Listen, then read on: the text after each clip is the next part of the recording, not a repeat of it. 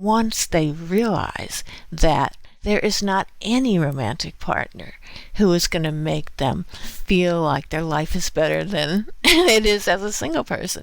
Once they realize that, then they can embrace their single lives. But that's hard to do because we are so brainwashed into thinking that the one true path to happiness is coupling. Hello, it's Christine. This is the Rose Woman podcast, and today we're talking about being single at heart. Not single as a temporary condition or single as a pathology, but as a core essential way of being, a preferred way of being in the world. My guest is Bella DePaulo. She is an acclaimed social scientist, considered to be the leading expert on single life, and she's written a recent book which is quite groundbreaking and completely unapologetic as a case for the single life, called Single at Heart. She has written so many other books, including Singled Out, and a book called How We Live Now on Redefining Home and Family in the 21st Century. And her scholarly work on the subject includes things on singles and mental health, or changing the way we use language to discuss the way people's lives are held when they don't marry. Single and Flourishing, Transcending the Deficit Narratives of Single Life is one that just came out in 2023 in the Journal of Family Theory, and that was how I found her, is looking at her work there. So she's very, very enlightening.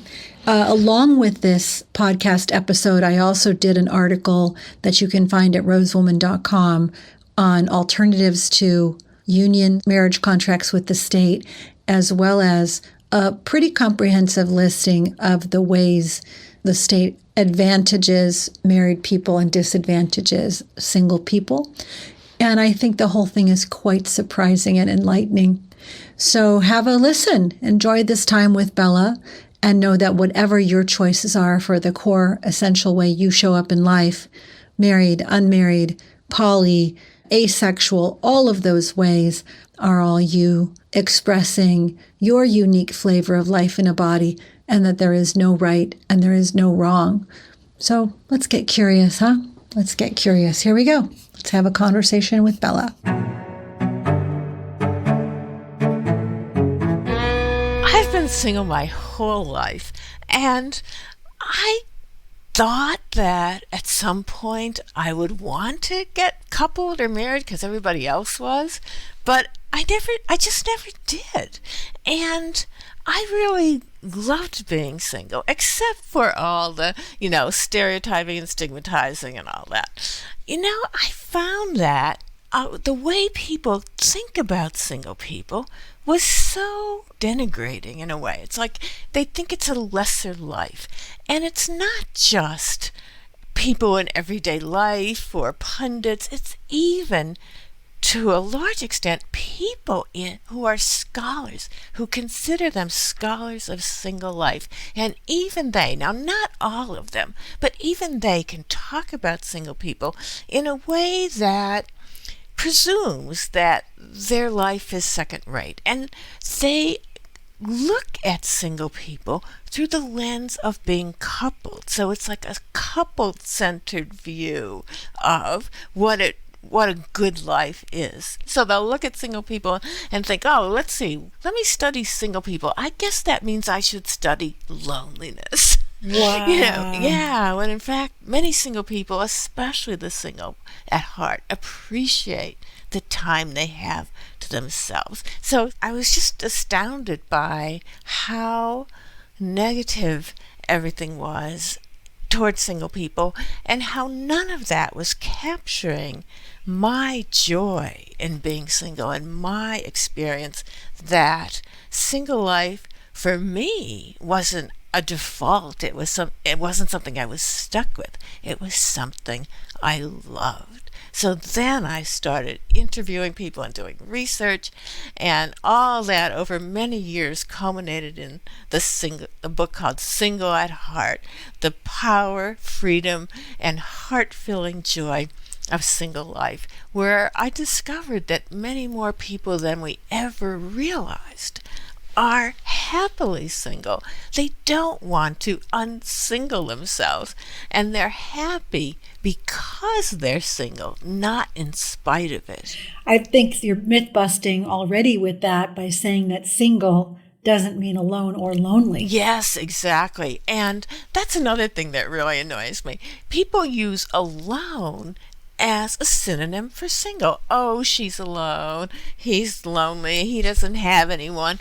And in fact, research shows that on average, single people are more connected to more different people. They stay in touch with their friends and their relatives and their colleagues and their teammates and their neighbors, and they exchange more social and emotional support with them. They're more likely to do errands for them. And research also shows that when couples move in together or get married, they tend to become more insular. So they stay in touch with their friends less. They call their parents less often. And so what the stereotype of single people, that they're alone, they don't have anyone, is exactly wrong. They are actually, on average, more connected to more different people. I've had that experience where someone goes into a love bubble and then you lose them. Yeah. And it's actually pretty hurtful when what happens, as I think is pretty typical, is that the people who get marginalized are their single friends. So you could be friends with someone who's also single. Then once they get into a couple, then it's like they're in the couples club. And you get demoted from going out to dinner with them to going to lunch or not getting invited much at all. And that's hurtful. Yeah, and unnecessary. Tell me about the research. I mean, first of all, the idea that there are scholars of the single life was new to me when I read your article. But I don't even think that people see some of the biases. There's tax bias, there's healthcare bias. I mean, what are the differences in a culture that favors partnership versus singledom? How does the state reinforce it, I guess? Oh my gosh, in so many ways. Take the example of the United States where I am. There are hundreds of federal laws that benefit and protect only people who are officially, legally married. So you mentioned health as one of them. Well, there's a law called the Family and Medical Leave Act. And under that law, if you are in an eligible workplace, you can take leave to care for a parent, a spouse, or a child. Now, a single person can take leave to care for a parent or a child, but they can't have anyone equivalent to a spouse. So I, a lifelong single person with no kids, I can't take leave to care for a close friend or a sibling or someone who's really important to me, and none of those people can take time off under the act to care for me. That's a big one right there. It really is. Single people are also disadvantaged financially in many ways. To give an example of that, in the United States, we have Social Security, so what you get paid as a pension after you get older and retire. So a married person puts their money into the system, just like I do as a lifelong single person. But when the married person dies, their benefits go to their spouse, and in some cases a whole series of ex-spouses where mine go back into the system. I paid my money into the system, and yet it's going to go and support somebody else's spouse or ex-spouse even. I don't get to give it to a close friend or a relative or anyone else who's important to me, and no one can give that to me. So you're subsidizing the whole. Yes, that's exactly the way I think of it. It's like not only are single people disadvantaged, but our disadvantage goes to the advantage of couples. They're subsidized subsidized by us, and yet often they are already better off financially in the sense that if they're living together and the single person is living alone, they're sharing expenses, and they probably had some big wedding where everybody gave them presents, even though they already had two households full of kitchen stuff. And so, yeah, it's pretty systematic. What's the strangest rule? Oh, I think it's that in the United States, when you die, there's a death benefit which can go toward funeral expenses. But you don't get it if you're single. What? It's like, what? Throw your body in a ditch. What do you mean? Yeah. So if if your spouse dies, you can claim that couple of $100 to go toward funeral expenses. And if you're single, nobody can claim that to bury me or to, So, yeah, so that's the strangest. This must be a hangover from a time when women were chattel. Yeah, and it's like we haven't gotten past that. Did you know a little bit about the origin of this? And is that true? I don't know, but it's true for men too. So if a single man dies, no one can claim the final expenses for him. So it's not just women. It's not just women. Interesting. Yeah. I was wondering if the statistics on being single at heart are different for men and women. I mean, look, where do I want to go with this? There's a piece around what makes a person happy alone. Like I say, it takes a hell of a relationship to beat being alone. That's great. I love it. Because it's so much fun. Yeah. But, what are the successful attributes of a person who is happily alone? Yeah. And then doesn't everyone have to have it just basically due to the statistics of women living on average so much longer than men? Right. Many women will spend the last decade of their life alone. Yeah. Well, that is one of the superpowers of the people I call single at heart. They're the people who love their single lives, don't want to ever become coupled, and who really invest in those single lives and embrace them. Well, those people all appreciate their solitude. They cherish the time they have to themselves. Now, they're also, like I said before, connected to other people, so it's not an either-or thing. But if you appreciate your solitude, that's like a superpower, because you're very unlikely to be lonely.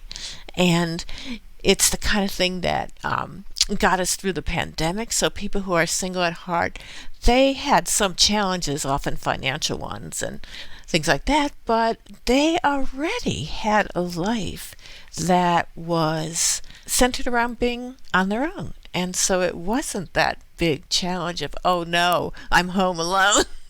They like being home alone. Not all the time, but a lot of the time. And they often already had the kinds of interests that could be pursued on your own, like, exercising or meditating or gardening or, things like that. So cherishing your solitude as sort of a lead into the conversation, what kind of skills or psychological profile kind of thing is predictive of someone being successfully and happily single? Yeah, one would be having confidence in yourself, because you are going against the grain by living a single life when it's coupled life that gets all these celebration and attention and rewards. So that's one thing. Another is people who are single at heart love their freedom.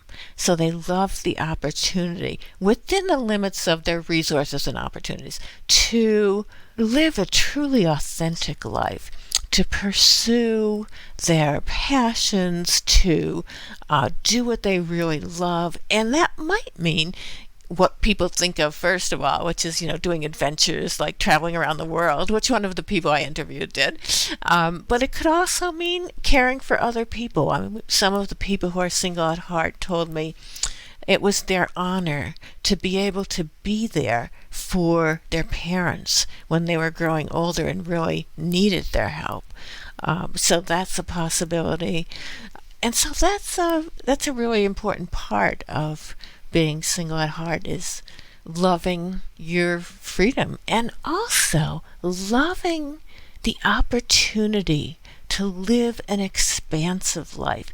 I think people stereotypically think, oh, if you're single, your life is more limited. But if you are single at heart and you embrace your single life and you invest in it, then it becomes a more expansive life. For example, people who are single at heart realize that relationships aren't just romantic relationships. They value relationships with friends and relatives and confidants and so many other people other than just romantic partners. They realize that love is so much more than just romantic love. They realize that family could include who we usually think of as family, but it could also include the people we choose to treat like family. This is really vital. This idea that love is so much bigger than coupled love and can go in all of these directions.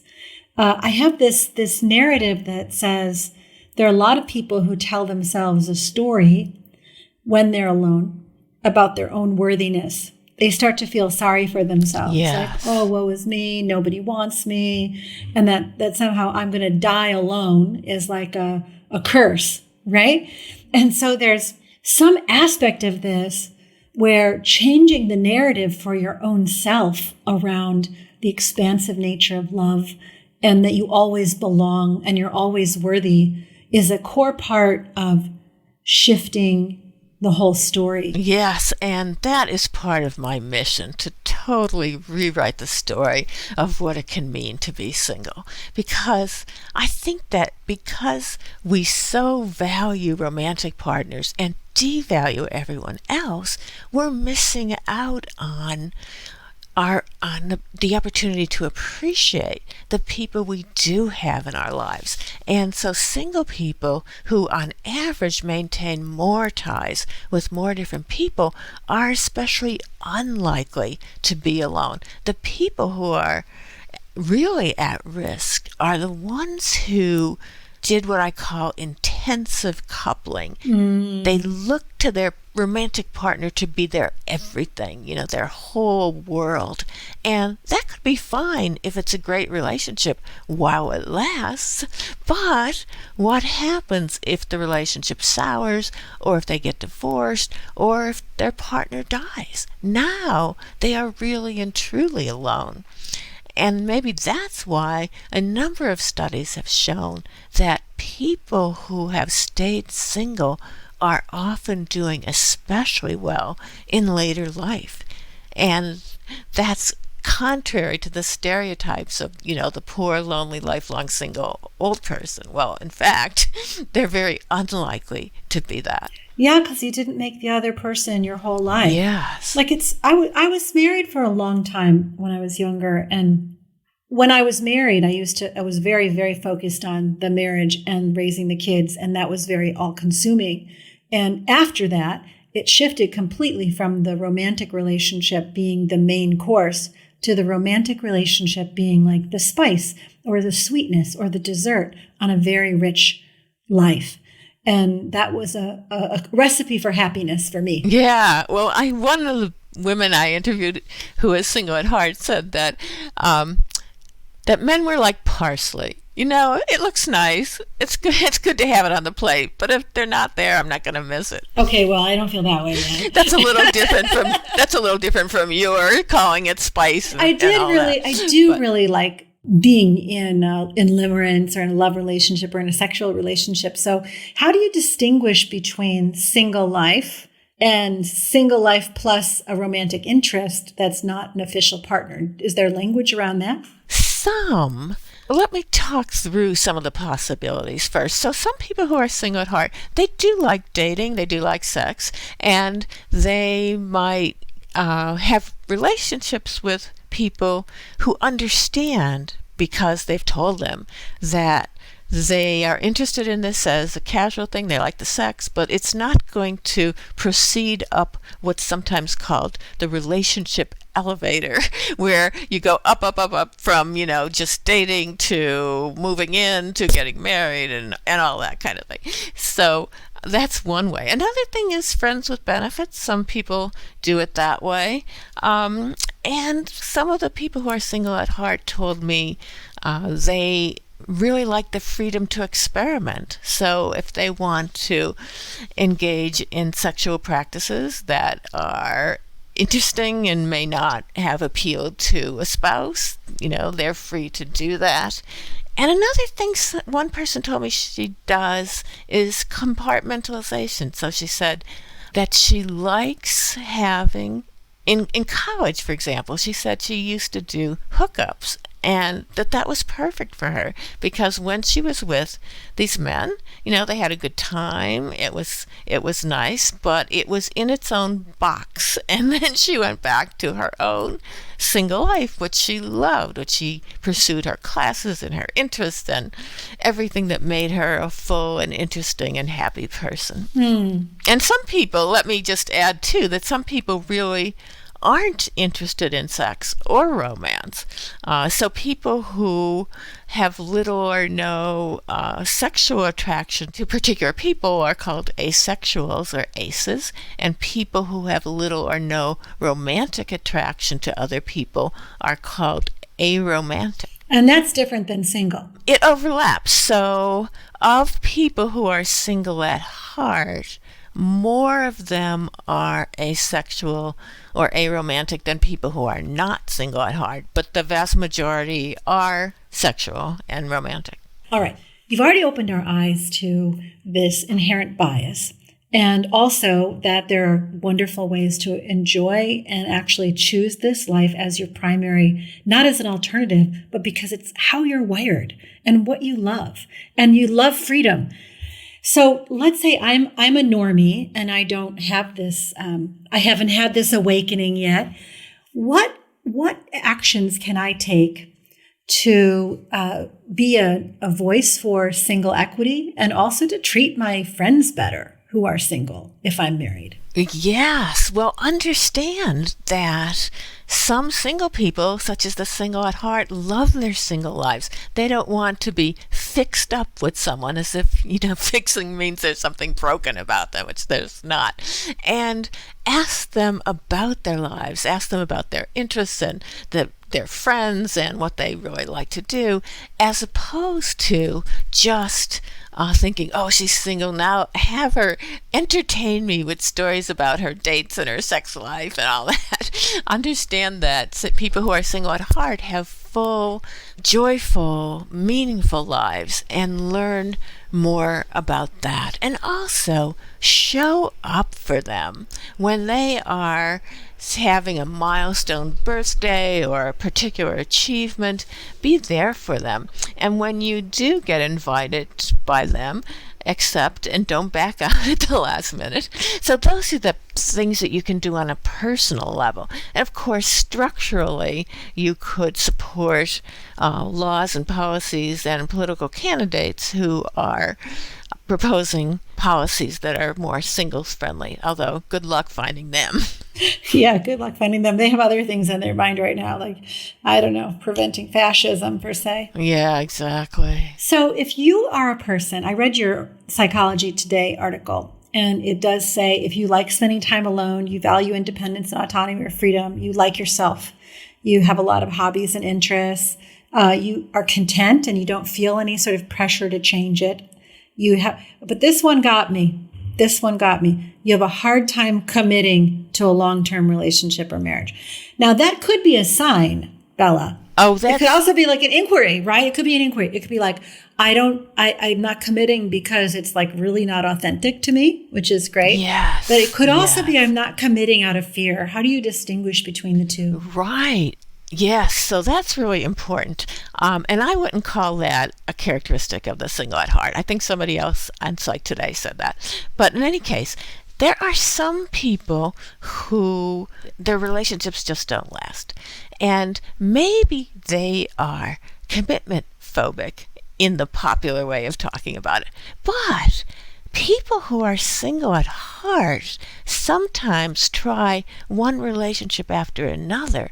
And the reason those relationships don't succeed is because they are not what the single at heart person really wants. At heart, deep down, they love their single life. So they are not experiencing anything that's pathological. They are in search of their true selves. And once they realize that there is not any romantic partner who is going to make them feel like their life is better than it is as a single person.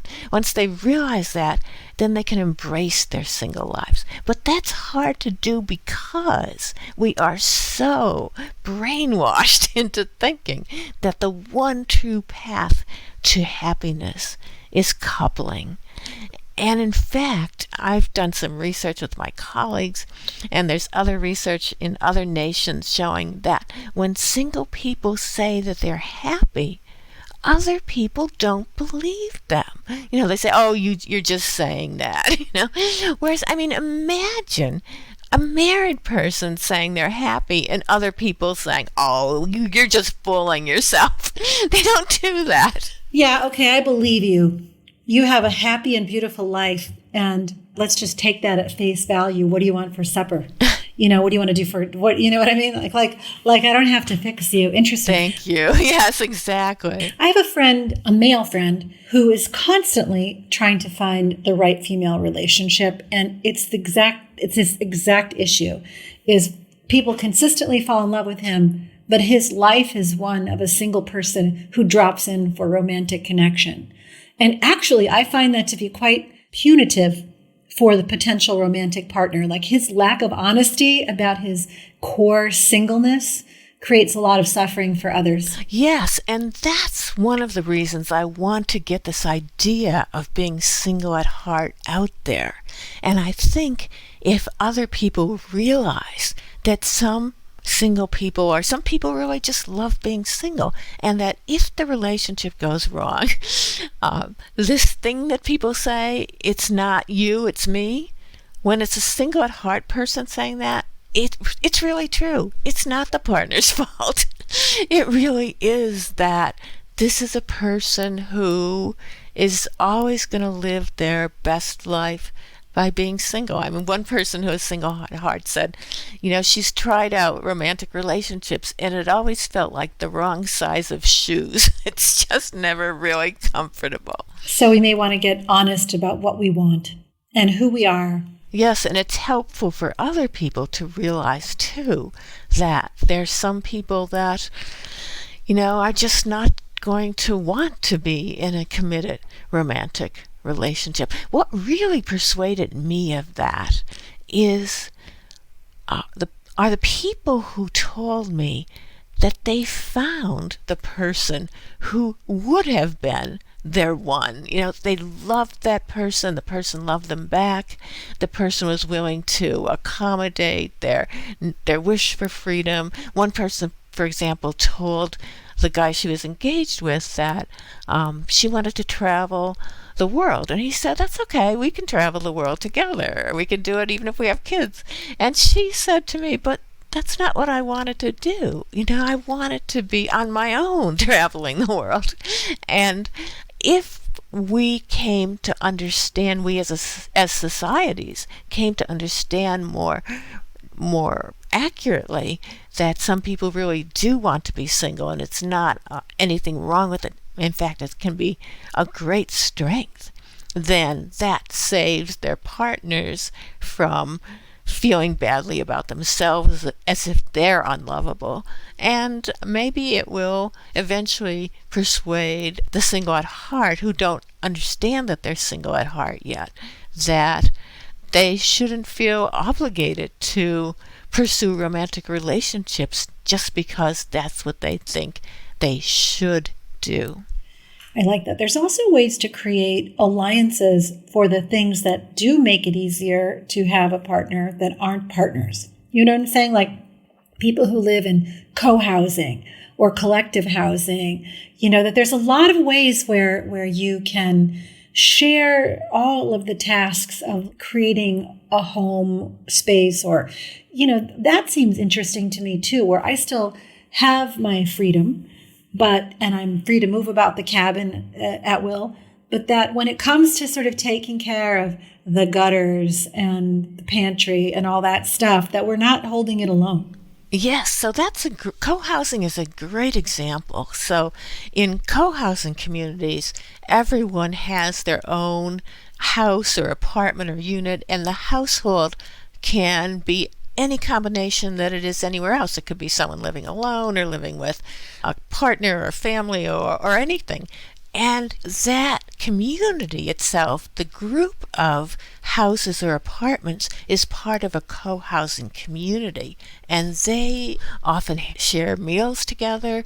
They have a common house where they can go and have meetings, or sometimes there's an art room or a performance room or whatever it is that the people in that community want. So they do have the best of both worlds. They have privacy because they have their own place, but they also have connection because there are people living in this community who want to be part of a community. They don't want to be just neighbors who never talk to each other or just nod when they walk by. That feels so good to me.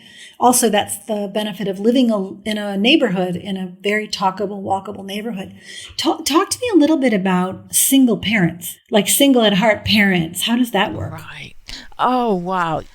At least in the United States, and I guess other places too, single parents are still so stigmatized. And that is continuing to this day. And yet, when I talk to people who are single at heart and parents, they don't see their families as deficient. And in fact, they say that they often have a special, strong bond with their children, and that their children aren't ever going to be used as pawns between parents who aren't getting along or who are getting divorced. They don't have to worry about that. So it's a whole different way of thinking about parenting. And it doesn't have to mean that they're raising their children single-handedly. Often they have friends and relatives who are an important part of their children's lives, or school teachers, or anyone who takes a special interest in their child. So it's a whole different way of thinking about parenting. Yes, I think we're at the cusp of a new way of living together for families. It's happening a lot in Europe. Yes. But I was looking recently at the statistics on the number of women who end their childbearing capacity without ever having had a child. And throughout history, it was always 1 in 5. Even back in the 1500s, and when documentation started. And now in Tokyo, it's 1 in 3. And in the Western Europe, it's in 1 in 4. And so I think we're in the middle of an almost unobservable change in the way humans live together, that we're right in the middle of it. The average age now of a woman having her first child is 30. Yeah, that's a big difference. And it also means that in a way we have to reinvent the way we live, because so many policies and practices and norms of everyday living are built around the assumption that people come in families with, mom, dad, and the kids. But if they don't, that changes everything. You can't assume that the most important person in your life is going to be a spouse or children, and you can't assume that they're going to be there for you as you grow older. And that doesn't mean you don't have anyone. It could mean you have more people because you aren't so insular. You aren't so focused on just your spouse, your kids. Maybe you have, friends that are important to you, relatives. And it may mean, like you said, new ways of living. There was this video that was really popular about, I think it was 7 women in China who had this dream of when they retired all coming together and living together. But instead of waiting till they were retired, they just did it. And they found this old house and they renovated it into this gorgeous, almost like a palace. And we have this community of single people. It's an online Facebook community of people who like being single.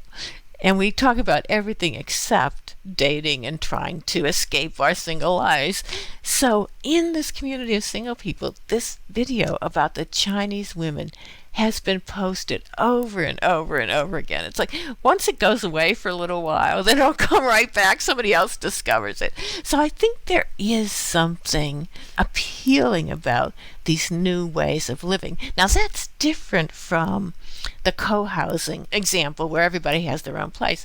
But the way these Chinese women did it in their wonderful, beautiful home that they created is that they do have their own spaces. So they have their own bedrooms, but they also have a huge kitchen where they can come together and cook and chat, and they have living spaces that they share, and they have a tea garden outside. It really is amazing. I'm gonna look that up. Sounds wonderful. And I was thinking about poetry, movies, books, and I'm having a hard time coming up with some archetypes that would support this new narrative. Right. And that's so sad because there are all these people who love being single and they're not seeing themselves represented. They're not in movies, they're not in TV shows, they're not in novels, they're not in song lyrics. And I think that the culture is missing out on something that's really important. Oh, let me tell you this anecdote. So I wrote this story about myself for the Huffington Post, and it was called something like I'm 70 and I've lived alone my entire life, and here's what people get wrong about us. And it was an essay in which I talked about what I loved about being single, the freedom and the solitude and the connection to other people, and I got about 100 personal emails sent to me by people who had read the story, and they said that they had never felt so validated, that it was such a relief and a joy to hear someone talk about single life in a way that wasn't apologetic, that wasn't conceding that, well, yeah, you can be happy. It's a lesser life, but you can make the best of it. So let's invent a character, huh? Yes, for sure. There are certain scenes that I've seen that I thought they should develop that, and they missed the boat. So, going back a ways to Sex and the City, there was a scene that was very popular where the four women are at a wedding at the bouquet toss, and the flowers come at them right in front of them, and they all let them drop instead of reaching out to try to catch them. And then they look at each other and make plans for brunch. It was like so beautiful. Well, why doesn't our creative community get that was popular for a reason? I think there are so many ways to go with it. I mean, imagine giving voice to people who are watching the displays of conventional coupledom, like somebody gets engaged and they show their ring and everybody shrieks like, oh my gosh, it's so wonderful. We'll show the actual thoughts of the people who are single at heart and think that's ridiculous. I mean, you could do something really funny. Yeah, I'd like to challenge our listeners to come up with some heroines or some narratives where the woman is not sort of languishing in her spinsterhood, or she's not like given up on love because she had a broken heart, or she's not some sort of like transformed witch or heroine from another dimension. Yeah. No sci-fi. We want reality here. Sci-fi. We need some models, men or women, of people who've chosen the single at heart life and can represent the happiness and joy that's available there. Yes, go at it, listeners. Do it. Yeah, particularly I know a lot of you are artists, and I've got a few really frequent listeners who are sending me notes all the time who are involved in film and television. Let's do it. Oh, they're the ones. Do it. That's right. Well, is there anything else you'd like us to know, Bella, before we close up? I think when you hear what I call deficit narratives of single life, where single life is being presented as lesser than, be skeptical, especially when it's presented as science. You'll see these headlines declaring, that, oh, single people aren't as happy or they're not as healthy or something. But the studies don't really show that. And you can read my Single and Flourishing article to read more about that. Okay, actually, the research that I've seen says that women are happier without children or a spouse. That's the most recent research. Yeah, well, what I like to see is the studies that follow people over the course of their lives, and what happens to them when they go from being single to being coupled or especially married. There's lots of studies of being married, and it's not what you hear, that, oh, you get married and you become blissful. Sometimes people get happy at the very beginning. It's like all exciting. They had this big party and it's all new and fun and they got lots of gifts. But then they go back to being as happy or as unhappy as they were when they were single. And that brief honeymoon effect, where you just got married and it's all very exciting, only the people who got married and stay married experience that. The people who are headed to divorce are actually becoming less happy as the day of their wedding approaches. And that's true of men and women. But you're right that generally women do better at being single because they're better at tending to friends and, they know how to do the chores. They've been doing them their whole life. But men are as likely or even more likely to be single at heart than women. Being single at heart is a very mature and psychologically rich way to live. And it's a nice counterpoint to all the stigmatizing of single men as incels and all the rest of it. Some of them are, which is not a good thing. But to characterize all of them that way is missing what many single at heart men are really doing well. Well, that's the difference there is the incel thing is involuntarily celibate, right? It's the involuntary part that makes it miserable. Yes, that's true. So why don't you, I have to tell you, I don't understand that at all, because as knowing my friends who are dating, like it takes the bar is so low to be a dateable man. The bar is like, pay attention, be kind, do small acts of service, plan some fun stuff, like care about the person and love your own self, and like that's all it takes. They have all these myths like you have to be rich or you have to be handsome or and I'm like, that's not true. Really, it's like so if you're in that, let me just say, if you're an incel, it's very easy. Just go take a few online courses on how to be a nice person and the world will open up for you. I'll take your word for it. I have never been on a dating site, and I never will be. I think I did one time 20 years ago, but I really despised it, and I'm done. Whatever. We're not talking about me. All right. But I think that the reason that bothers me in particular, the sort of incel movement, is because of the violence in genders against women. And I if you're happily choosing to be celibate, God bless you. If you're happily single, amazing. But if you're involuntarily anything, that's on you, man, woman. That's on you. You don't use violence to deal with it. Yeah, but it's generally more often than not within our control. And I think the bigger message from that is not to assume that all single people are involuntarily single, because many of them are choosing it and loving it. Thank you. Well, thank you for inviting me. It was great to talk to you. There are so many ways to live in a human body on this earth.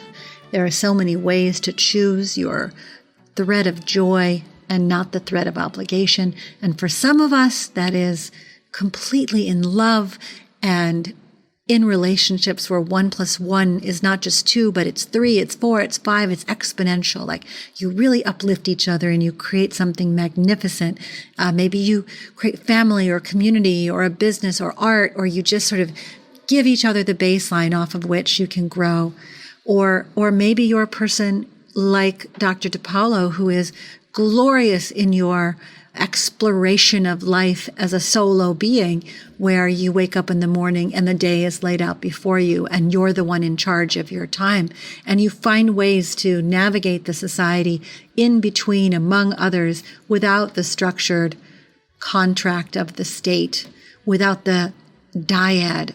So whichever way you do it, all I'm saying is whichever way you do it, blessings upon blessings to be alive.